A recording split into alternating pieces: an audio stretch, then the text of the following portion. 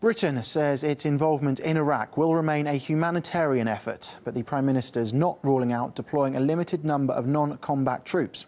David Cameron cut short his holiday for an emergency meeting on the escalating crisis in Iraq's Kurdistan. He's under growing pressure from Parliament to give the US more military support, and extremists are now actively recruiting on the streets of London, as Polly Boyko reports.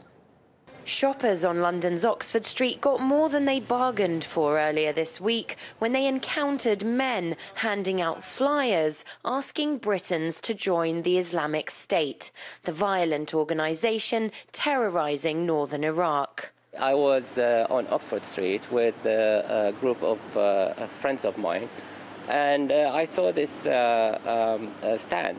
People were having tables, and they are giving leaflets to people and trying to promote the Caliphate.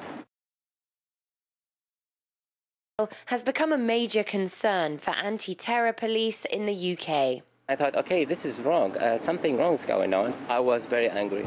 I mean, I was trembling. They are using the democratic and situation and freedom in order to promote something against it, which is really, really dangerous. In one East London housing estate, this black flag, closely resembling that of jihadist groups, was seen hanging above the gates for several days. The highly provocative gesture took place as the Islamic State's murderous campaign has left thousands of refugees stranded in northern Iraq. RAF Tornado jets have been sent to support aid drops for refugees and to carry out surveillance operations. It's also, of course, a political statement. Sending a combat jet is a statement of intent in any situation. It provides flexibility for the government if the situation on the ground escalates to a point where they deem strikes to be necessary. It wouldn't require much modification at all. The jets would be a very quick resource to be there if required.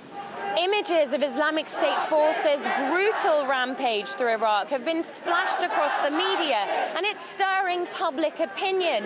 We're at a demonstration outside Downing Street, and you can see the signs talking about standing up to ISIS. The UK Prime Minister is under growing political pressure to follow the lead of the US and launch airstrikes to try to stop the terrorists' advance. That's despite lingering anger over the deeply unpopular Iraq war, which cost the UK £9 billion and dragged on for almost a decade. Iraq's current crisis has been blamed on the power vacuum the war created. There is also a sense that because of the Iraq war, this is the West's responsibility. Many people consider that. Of course, there's the alternate view that the West has already been into Iraq and it hasn't worked out, so they should just stand back. But again, there is pressure from both sides, and certainly huge pressure from within Iraq, from the Kurdish regions. They're desperate for airstrikes.